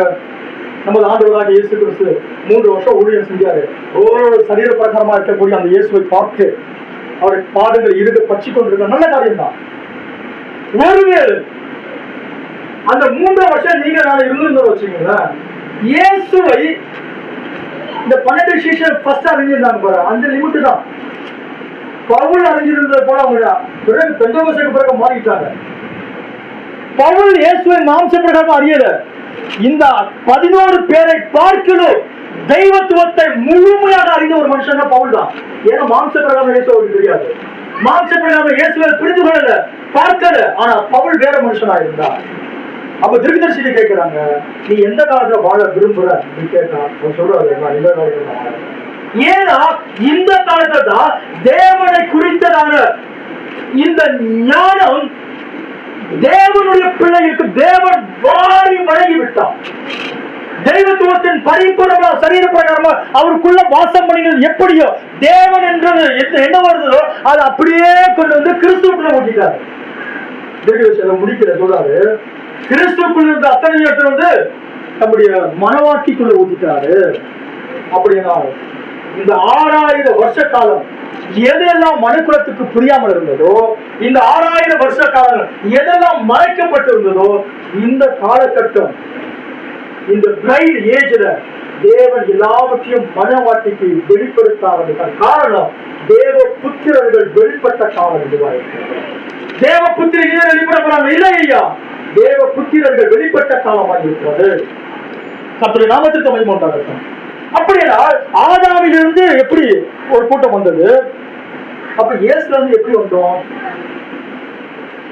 ஏன் ஆதாமுக்குள்ள விழுந்து போன பிறகு தேவன் உடனே பரிகாரத்தை செய்ய முடியல? பரிகாரம் கிடையாது. மனுக்குலத்தின் மீது விழுந்த அந்த பாவத்திற்கு பரிகாரம் என்ன அப்படி பார்த்தோம்னா, மனுஷனை விட உயர்ந்தவர் ஒருவர் வேண்டும். வசனம் இருக்கு, அவர் மனுஷனை எப்படி உண்டாக்குறாங்கன்னா சொன்ன மனுஷனை தேவ தூதரிலும் தேவ தூதர். இன்னும் சரியான மொழிபெயர்ப்பு, மூல மொழிபெயர்ப்பு அது எப்படி இருக்கு அப்படி பார்த்தோம்னா, தேவதூதர் கிடையாது, தேவனை விட. அந்த வார்த்தை நல்லா கவனிக்கணும். தேவனை விட சற்று சிறியவன். தீர்க்கதரிசி வார்த்தையெல்லாம் பயன்படுத்துவாங்க தெரியுங்களா? இப்படி வார்த்தையெல்லாம் பயன்படுத்துவார் தீர்க்கதரிசி. அது ஆரம்ப காலகட்டத்தில் என்னப்பா இந்த மனுஷன் இப்படிலாம் தேவனுக்கு நிகராக நம்ம பேசுறாரு அப்படின்னு நினைச்சிருப்போம். அதுதான் தேவனுடைய மூல திட்டமாக இருந்தது. தேவனை விட்டு சற்று சிறியவன் மனுஷன். கர்த்தருடைய நாமத்திற்கு மகிமை உண்டாகட்டும். ஆகையினால இப்போ அந்த மனுக்குலம் விழுந்து போனபடியினாலே மனுக்குலம் திரும்ப தேவ புத்திரனாய் வெளிப்பட முடியாத ஒரு காலகட்டம் இருந்தபடியால தேவன் அந்த திட்டத்தை தம்முடைய அனந்த ஞானத்துல மறைத்து வைத்துக் கொண்டே இருக்க ஆரம்பித்தார். தீர்க்கதரிசிகளை அனுப்பினார். இஸ்ரவேல் ஜனங்கள் தீர்க்கதரிசியை கொலை செய்து கல்லறை கட்டினார்கள். காலகாலமா நடந்துகிட்டு இருந்துச்சு. 2000 வருஷத்துக்கு முன்னாடி தேவனு மனுஷ சரீரம் எடுத்துக்கிட்டு இந்த பூமியில மனுஷ சாயலாய் மாறி போனார். தேவ சாயலாய் என்னையும் உங்களை மாற்றுவதற்கு தேவாதி தேவன் மனுஷ சாயலாய் மாறி போயிட்டார். தேவ சாயலில் இருக்கக்கூடிய அவர் என்னையும் உங்களையும் மனுஷ சாயலும் தேவ சாயலாய் மாற்றுவதற்கு அவர் மனுஷ சாயலாய் தன்னை மாற்றிட்டார். பூமிக்கு வந்தார். 3 வருஷம் ஊழியம் செஞ்சார். ராஜ்யத்தின் சுவிசேஷத்தை பிரசங்கிச்சாரு. எல்லாமே முடிஞ்சது. பிரதான ஆசாரியர், ஜனத்தின் மூப்பர் எல்லாரும் சேர்ந்து அவரை சிலுவையில ஒப்பு கொடுத்துட்டாங்க. சிலுவை மரணம். அதுதான் நினைச்சிருக்கிறோம். சிலுவை மரணம் உண்மை. அதுதான் இந்த சிலுவை மரணம் எவ்வளவு கொடூரமான மரணம் என்பது நம்ம புரிஞ்சுக்கிட்டோம்னா அங்கதான் இயேசுக்கு என்ன நடந்தது என்பதை குறித்து நம்ம புரிஞ்சுக்க முடியும். மரத்தில் தூக்கப்பட்ட எவனோ தேவனால் சபிக்கப்பட்டவன். ஆனா சிலுவை எப்போ வந்தது தெரியுங்களா? இந்த மரத்தில் தூக்கப்பட்டவன் எவனோ தேவனால் சபிக்கப்பட்டவன். பழைய பாடல்கள் அந்த மரத்தில் தூக்கப்பட்ட ஒரு அனுபவம் வந்தது. யார் யாருங்க நமக்கு தெரிஞ்சு யாரு? எஸ்தர் காலத்துல ஒருத்தர் தான் அவன் பிறந்தது. ஆமா, அவன் வீட்லயே ஒரு மரத்தை யாருக்கு மொத்தக்காரி வச்சிருந்தான். அந்த மரத்தையும் அவன் தூக்கி போட்டாங்க. அதெல்லாம் சிலுவை கிடையாது. சிலுவை ரோம ஆட்சி வந்த பிறகுதான் சிலுவையை அவங்க டிசைன் பண்ண ஆரம்பிச்சாங்க. அந்த மரத்துல எப்படி இருக்குன்னா தூக்கு கையை மாட்டி விட்டுருவாங்க. தூக்கு கையை மாட்டா கழுத்தி இருக்கிற அவன் செத்து போயிடுவான், அவ்வளவுதான். ஆனா தேவனுடைய திட்டம் என்னன்னா அவன் ரத்தம் சிந்துவான். இதெல்லாம் புரிஞ்சுக்கணும். தேவனுடைய திட்டம் பழுதட்ட அந்த ஆட்டுக்குட்டி ரத்தம் சிந்தணும். அவருடைய சரீரத்தில் உள்ள அத்தனை ரத்தமும் வெளியே வரணும். அது மனுஷனுடைய ரத்தம் கிடையாது, அது யூதனுடைய ரத்தம் கிடையாது. யெகோவாவின் நரம்புகளில் இருந்து வந்த தேவனுடைய ரத்தமா இருந்தபடியால ரத்தம் சிந்தணும். ரத்தம் சிந்தம் இல்லாம பாவம் அளிக்கப்படாது. அப்படின்னா மரணம் எப்படி இருந்ததுன்னா மரத்தை தூக்குறதுல ரத்தம் சிந்த முடியாது. அந்த தேவன் என்ன செஞ்சாரா? அந்த ரோம அரசாங்கத்துல சிலுவையை டிசைன் பண்ண சொன்னார். தேவன் ரோமன் கவர்மெண்ட் என்ன செஞ்சது? சிலுவையை டிசைன் பண்ணாங்க. அதுக்கு முன்னாடி நிறைய பேர் பண்றாங்க. ஆனா இதை கேட்டீங்கன்னா அதுக்கு பிறகு இயேசுக்கு முன்னாடி நிறைய பேர் கொன்றாங்க, இயேசுக்கு பின்ன நிறைய பேர் கொன்றாங்க. ஆனா முக்கிய நோக்கம் யாருக்கு தெரியுமா? அது இயேசுக்காகவே அது வடிவமைக்கப்பட்டது. ஏன்னா இயேசு ரத்தம் சிந்த வேண்டும், அவர் காயங்களை ஏற்றுக்கொள்ள வேண்டும், அதற்காக வடிவமைக்கப்பட்டது.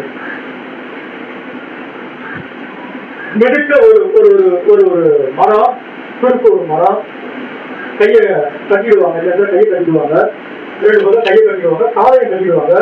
இந்த கையில ஒரு ஆணி, இந்த கையில ஏறக்குறைய இங்க அடிக்கிறது சொல்றாங்க, இங்க அடிக்கிறது கிடையாது. இந்த எலும்புகளுக்கு மத்திய அடிப்பாங்க. 2 காலையை ஒன்னா சேர்த்து அடிச்சிடுவாங்க. 2 காலையும் பாத்தீங்கன்னா நீளமா வச்சு கிடையாது, ஏறக்குறைய இப்படி பெண்ட் ஆக்கிட்டு ஆணி அடிச்சுட்டாங்கன்னா இந்த முழு பாடியுடைய வெயிட்ட 2 கையா இந்த 2 காலம் தாங்க.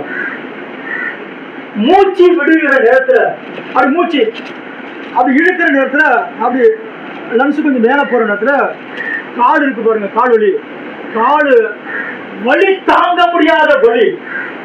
மூச்சை விடலாம்னு நினைச்சா அந்த மூச்சு அப்படியே டவுன் ஆகுறதுல கை வலி தாங்க முடியாத வலி. இப்படிதான் நம்ம ஆண்டவராக இயேசு ஒரு வசனத்தோட வாசிக்கலாம். ஏசாயா தீர்க்கதரிசி இன்னும் 5 நிமிஷம் முடிக்கலாம், 5 நிமிஷம் முடிக்கலாம். ஏசாயா தீர்க்கதரிசி புத்தகம் 53வது அதிகாரம் 10வது வசனம். அவரை நொறுக்க சித்தமாகி கர்த்தரோ அவரை நொறுக்க சித்தமாகி அவரை பாடுகளுக்கு உட்படுத்தினார். அவருடைய ஆத்துமா தன்னை குற்ற நிவாரண பலியாக ஒப்பு கொடுத்த போது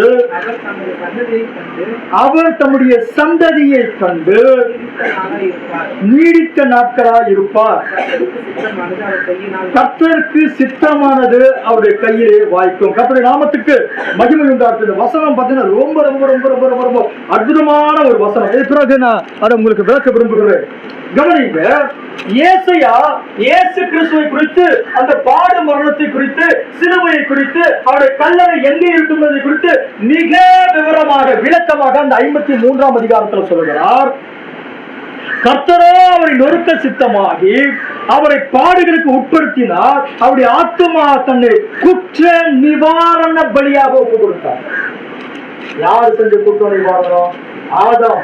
ஆதாமிலிருந்து வந்த மக்களுடைய குற்ற நிவாரண பலியாக இயேசு ஒப்பு கொடுக்கப்பட்டார். அந்த வேதனை எப்படி இருக்கும் அப்படி பார்த்தோம்னா, தாங்கிக் கொள்ள முடியாத வேதனை. இன்னும் நான் சபைக்கு சொல்றேன், சபையில யாரும் தப்பா நினைக்க கூடாது. அது தப்பா நினைக்கக்கூடிய விஷயம் கிடையாது. இது எல்லாம் நம்முடைய வாழ்க்கையில நடந்த ஒரு விஷயம், இனிமேல நடக்கிற ஒரு விஷயம் தான். பிரசவத்துல கல்யாணமானவருன்னு நார்மல் பிரசவம், நார்மல் பர்த். இன்னைக்கு பாத்தீங்கன்னா ஒண்ணு இல்ல, இன்னைக்கு ஹாஸ்பிட்டல் போனீங்கன்னா, ஒரு பிரைவேட் ஹாஸ்பிட்டல் போனீங்கன்னா பார்த்தோம், ஓ ரொம்ப பிரச்சனைங்க, சிசேரியன் பண்ணுங்க. சில நேரத்தில் நமக்கு அந்த வலி வேதனைய யாரா சொல்லி கேட்டு பயந்துக்கிட்டு என்ன செஞ்சிருவோம், நார்மல் வேண்டாம் வேண்டாம் அப்படின்னு சொல்லி நேரம் சிசேரியன் நேரம் போயிடுவோம். ஆனா சிசேரியன் பண்ண நேரத்தில் பாத்தீங்கன்னா அதனுடைய பக்க விளைவுகள் கடைசி வரைக்கும் நமக்கு அந்த வலி வேதனை. நார்மல் பிரசவம் நடக்கிற நேரத்துல ரொம்ப சந்தோஷமா இருந்தது. சந்தோஷமா இருந்த பிள்ளைய பார்த்துட்டு அப்படியே ஜாலியா இருந்தேன். அப்படி இருந்தவங்க யாராச்சும் நார்மல் பிரசவத்துல இருந்தவங்க யாராச்சும் கை தூக்கி சொல்லுங்க. யாராச்சும் எனக்கு ஆண்டவர் துணையா இருந்தார். எல்லாருக்கும் ஆண்டவர் துணையா இருக்கிறார். நார்மல் வந்து நான் ஒன்றும் கஷ்டப்படலாம். போனவங்க அப்படியே பிரசவம் ஆச்சுங்களா, பிரசவம் ஆன பிறகு அப்படியே சந்தோஷமா வெளியே வந்துட்டேன். ஐயா அதோட என்ன நினைப்பாங்க வந்து, அது வேற இல்ல, செத்து போனா பரவாயில்ல. சபையில ஒரு பொண்ணு சொல்லிச்சு, அந்த வலி நேரத்துல அந்த லேபர் டேபிள் கீழே குதிச்சு செத்து போனான்னு இருந்தா. லேபர் டேபிள்ல என்னால அந்த வலி தாங்க முடியல, வலி தாங்காம அந்த லேபர் டேபிள் கீழே வந்து செத்து போலாம். ஏன்? அந்த வேதனை அப்படிப்பட்ட பெரிய வேதனையா இருந்துச்சு. அந்த வேதனையை என்னால தாங்க முடியல, செத்து போலாம், சாவும், அது ரெண்டும் ஒண்ணுதான். அந்த வேதனைப்பட்ட அப்புறம் குழந்தை பிறந்தவங்க அம்மா கிட்ட மேல காட்டுவாங்க. காட்டினோட எப்படி இருக்குங்க அம்மாக்கு? மணிக்கணக்கா இருந்து பாருங்க, மணிக்கணக்கா செத்து போன நினைச்சு அந்த வேதனை ஒரு செகண்ட் மறந்து போயிடும். என்ன மறந்து போயிடும்? அது கூட எல்லாம் நாம அந்த பிள்ளைய பிடிச்சுக்கோம், பால் கொடுக்கோம், அதெல்லாம் சந்தோஷமா. ஏசு வார்த்தை சொன்னார், ஏசு இதே வார்த்தையை சொன்னார். அவள் வேதனைப்படுவார். ஒரு பிள்ளை பெற்ற பிறகு அவள் சந்தோஷமா இருக்கா, அவள் துக்கம் சந்தோஷமாய் மாறும். எப்படி ஒரு நார்மல் பெர்த்ல அவ ஏறக்குறைய மரணத்துக்கிட்ட போயிட்டு வந்த பிறகு அந்த பிரசவத்துல ஐயோ இனிமேல் பிள்ளையே வேணாம்பா அப்படிலாம் நினைக்கிறவங்க உங்க வீட்டுல தான் 16 வருஷம் பெற்றுக்குவாங்க. அந்த வேதனை ஏன் சில நேரத்துல ஒரு சிலருக்கு ஒரு நாள் முழுசா வேதனைப்படுவாங்க. ஒரு நாள் முழுசா காலையில இருந்து பிரசவம் ஆகுமா ஆகுமா ஆகுமா பார்த்துட்டு இருப்பாங்க. ஒரு நாள் முழுக்க இருந்துட்டு இருக்கும். அது ஏறக்குறைய மரண வேதனையாகவே இருக்கும். அந்த வேதனைக்கு பிறகு பிள்ளைய பிறந்துட்டு பிறகு நம்ம நம்ம நம்ம வேற ஏதாச்சும் கொஞ்சம் யோசிச்சு பாருங்க. வேற ஏதாவது ஒரு வேதனை நம்ம சகிச்சுக்கொள்ள முடியாது. வீட்டுல உட்காந்துட்டு இருக்கிறோம், ஒரு சின்ன பையன் நம்ம பிள்ளை வளர்ந்துட்டான், தூக்கி பாலை தூக்கி மூஞ்சில அடிச்சு வச்சுக்கோ. இல்லையா செல்லம் பாலை தூக்கி மூஞ்சிலே அடிச்சு மூக்குல ரத்தம் வருதுப்பா, அப்படி யாராச்சும் சொல்றீங்களா? அப்படி சொல்ற அம்மாங்க யாராச்சும் கை கொடுத்தீங்களா? கூட்டு தலையில ஒரு கொட்டு ஒன்று கொட்டும், அப்புறம் கொஞ்சுவோம்.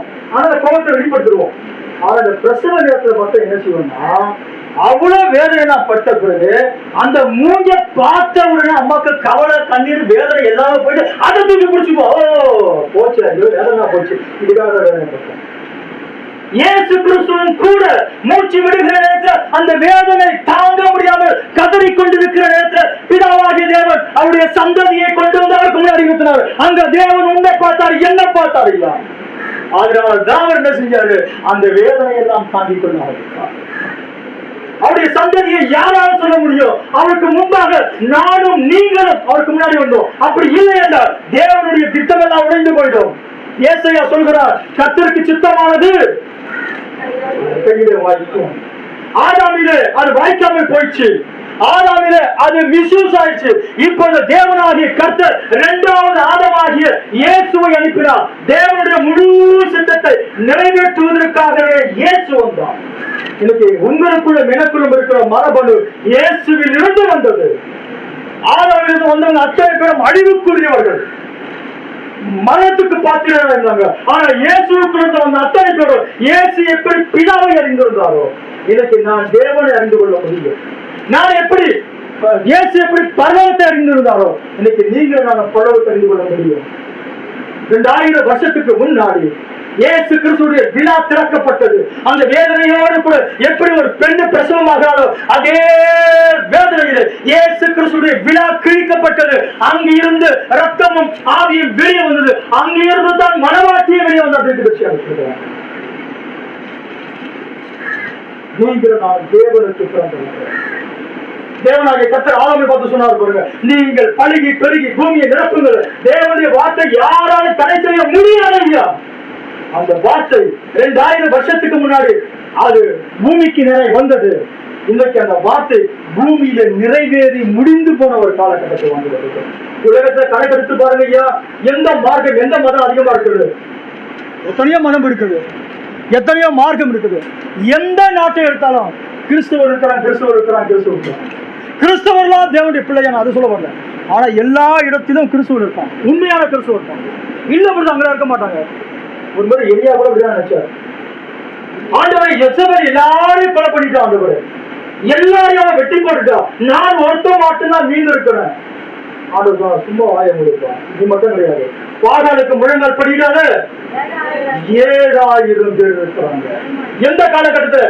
எசபேலின் காலகட்டத்தில் உத்தமமான ஜனங்களை தேவன் எல்லா காலத்திலும் உடையவராக இருக்கிறார். அப்படி என்றால் நீங்கள் பழுகி பெருகி பூமியை நிரப்புகின்ற வார்த்தை இன்னைக்கு முழுமை அடைந்து விட்டது. தேவன் செய்ய நினைத்து தலைப்படாது. அது ஆதாமில் நிறைவேற்ற தேவன் விரும்பினாரு. ஆதாமில் நிறைவேற்ற முடியல. தேவன் தம்முடைய மனந்த ஞானத்துல 2வது ஆதாமாகிய இயேசுவில அதை ஃபுல்ஃபில் பண்ணாங்க. இன்னைக்கு ஆதாமுக்குள்ளான ஜனங்கள் இருக்கிறாங்க, நான் நீங்க கிறிஸ்துவுக்கு உள்ளானவங்க. அதைதான் பவுல் சொல்கிறார், கிறிஸ்துவுக்குள் ஒருவன் கிறிஸ்துவுக்குள் இருந்தால் அவன் புது சிருஷ்டியாக இருக்கிறான். நியூ பர்த், புதிய சிருஷ்டிப்பா இருக்கிறோம். உங்களுக்கு வந்து தெரியுங்களா? புதிய சிருஷ்டிப்பின் ஆரம்பம் யார் தெரியுங்களா? தேவனுடைய சிருஷ்டிப்புக்கு ஆதி தேவனுடைய சிருஷ்டிப்பு இயேசு கிறிஸ்து.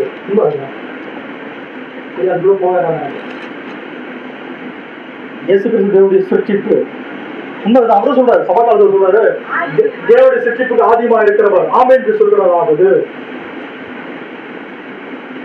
ஏன் அது சொன்னாருன்னா, நான் ஏற்கனவே ஒரு கூட சொல்லிக்கிறேன், கிறிஸ்து இயேசுன்றது வேற, இயேசு கிறிஸ்துன்றது வேற. கிறிஸ்து இயேசுன்ற பைபிளை நீங்க வாசிக்கிறதுனா பழைய ஏற்பாடுல அந்த ஜனங்களோடு கூட இடைப்பட்டு வந்தார் பாருங்க, அவர் தான் கிறிஸ்து இயேசு. ஆபிரகாமே பிள்ளையானவர்கள் கைப்படாத கிறிஸ்து இயேசு. தூதனானவர் புருஷன், இது எல்லாம் கிறிஸ்து இயேசு.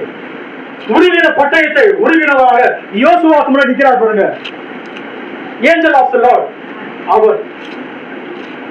இப்ப மாம்ச சரீரத்தை வெளிப்பட்ட பிறகு அவர் இயேசு கிறிஸ்து. நாமத்துக்கு வெளிப்பட்டார். அப்ப இயேசு கிறிஸ்து ஒரு சிருஷ்டிக்கப்பட்டவரா? சிருஷ்டிக்கப்பட்டவர் எப்படி நான் தேவனை தொழுது கொள்ள முடியும்? நியாயமானீங்களா? இயேசு ஒரு சிருஷ்டிகரா இருந்ததுனா சிருஷ்டிக்கப்பட்டதா அவர் நான் எப்படி தேவனை தொழுது கொள்ள முடியும்? புது சிருஷ்டிப்பின் ஆரம்பம் தான் என்னன்னா, அதுதான் ஒரு மீனிங். இனச்சேர்க்கை இல்லாமல் இனச்சேர்க்கை இல்லாமல் அந்த சிருஷ்டிப்பினுடைய துவக்கம் அவர் தான். நீங்க புரிஞ்சுக்க விரும்புறேன். இனச்சேர்க்கை இல்லாமல் சிருஷ்டிப்பிற முதல் ஆதி அவர் தான். அதில் இருந்துதான் எனக்கு நீங்களும் நானும் வந்திருக்கோம். வெளி சரீரம் எங்க அப்பா அம்மாவோட உண்டானது, ஆனா எனக்குள்ள இருக்கிறது தேவ சாயல் இயேசு கிறிஸ்துவுக்குள் இருந்த அதில் இருந்து நீங்கள் நான் பிறந்திருக்கோம். கிறிஸ்துவுக்குள் இருக்கிறவன் தேவனை புரிந்து கொள்ள முடியும். கிறிஸ்துவுக்கு பிறந்தவன். பைபிள் ஒரு வசனம் இருக்கு. நீங்கள் தேவனுடைய வசனம் வாங்கிய வசனத்துல ஜனிப்பிக்கப்பட்டிருக்கிறீர்கள் என்று வார்த்தையில ஜனிப்பிக்கப்பட்டிருக்கிறோம், வார்த்தையில உண்டாக்கப்பட்டிருக்கிறோம். ஆகையால்தான் இயேசு கிறிஸ்துடைய மரபணு எனக்குள்ள இருக்கும். நான் கிறிஸ்துவிலிருந்து வெளிப்பட்டிருக்கிறேன். எனக்கு தெய்வத்துவம் தெரியும். தேவ வசனத்தை புரிந்து கொள்ள முடியும். தேவனுடைய திட்டங்களை புரிந்து கொள்ள முடியும். மாம்சத்துல பிறப்பது மாம்சமா இருக்கும், ஆவியில பிறப்பது ஆவியா இருக்கும். எனக்கு ஆவியில பிறப்பது என்ன நினைச்சிருக்கிறது? சபை ஸ்தாபனம், குதிக்கிறது, கத்துக்கிறது, அந்நிய பாஷை பேசுறது, இதுதான். இல்ல இல்ல இல்ல இல்ல, உன்னுடைய பிறப்பு ஆவியில பிறந்திருக்கும். தேவனுடைய திட்டத்தை புரிந்து கொள்ள முடியும். இன்னைக்கு நீங்களும் நானும் ஆதாமிலிருந்து உண்டானவர்களா, கிறிஸ்துவுக்கு உண்டானவர்களா? நான் கிறிஸ்துக்கு உண்டானவன், கிறிஸ்துவிலிருந்து உண்டானவன். நான் கிறிஸ்துவுக்குள் இருக்கிறேன். நான் கிறிஸ்துவுக்குள் இருக்கிறேன். கிறிஸ்துவுக்குள் என் ஜீவன் அவருக்குள்ள மறைந்திருக்கிறது. அப்படி நாமத்திற்கு முன்பாக ஆகையால இன்னைக்கு பழுகி பெருகி பூமி நிரப்பான எக்ஸாம்பிள் ஒண்ணு. இயேசு கிறிஸ்து மறித்து அடக்கம் பண்ணப்பட்டாச்சு. இப்ப 11 பேர் இருக்கிறாங்க. 12 பேர் தேவை. 12வது நபர்ல சீட்டு போடுறாங்க. சீட்டு போட்டு குளிக்க ஒருத்தர் தேர்ந்தெடுக்கிறாங்க. மத்தியாசு தேர்ந்தெடுக்கிறாங்க. 12 பேரு தேர்ந்தெடுத்த பிறகு என்ன நடக்கிறது? 12 பேரு 120 பேரா மாறினாங்க. 120 பேர் கூடுறாங்க. இப்போ தேவனுடைய அந்த பரிசுத்த ஆவியானவர் இறங்கி வருகிறாரு. நான் ஏற்கனவே சொன்னேன், முதலாவது யாரும் டச் பண்ணிருப்பாங்களா? இந்த 120 பேர்ல எல்லாருமே அப்படி இறங்கி 12 பேரை தேவன் ஃபர்ஸ்ட் நிரப்புவார். இவர்களுக்குள்ள இருந்த ஜீவன் அனுப்புவார். புத்துவிளக்கு எப்படி ஏற்றுவாங்க? நெருப்பட்டு அப்படியே வரிசையா வைக்க மாட்டான். ஒன்னிலிருந்து இருக்கும் ஜீவனாது, தேவனுடைய ஜீவனானது இந்த 12 டச் பண்ண பிறகு இங்க இருந்து 120 பேருக்குள்ள போச்சு. பிறகு பேதுரு பிரசங்கிக்கிறாரு. எத்தனை பேர் வந்தாங்க? 3000 பழுகி பெருக ஆரம்பித்தது. தேவனுடைய வார்த்தையில சொல்லப்பட்ட அந்த வார்த்தை பழுகி பெருகி இன்றைக்கு பூமியை நிரப்பின ஒரு காலகட்டத்தில் வந்துட்டோம். இன்றைக்கு என்ன செய்ய போகுதுன்னா, தேவன் தம்முடைய மக்களை அக்கறைக்கு கொண்டு போகிறதுக்காக பெரிய கழுகு பறந்து வர போது அந்த ரக்கையை அடிக்கும். குஞ்சி கழுகாக நீங்கள் நானும் நேரா ஓடிப்பு அவருடைய ரக்கைகளை பிடித்துக் கொள்வோம். அவருடைய அக்கறைக்கு கொண்டு செல்கிறார். அதற்காக வெயிட் பண்ணிக்கிறோம். நம்ம யாரும் நினைக்கலாம் தெரிவிக்க போகிறோம்.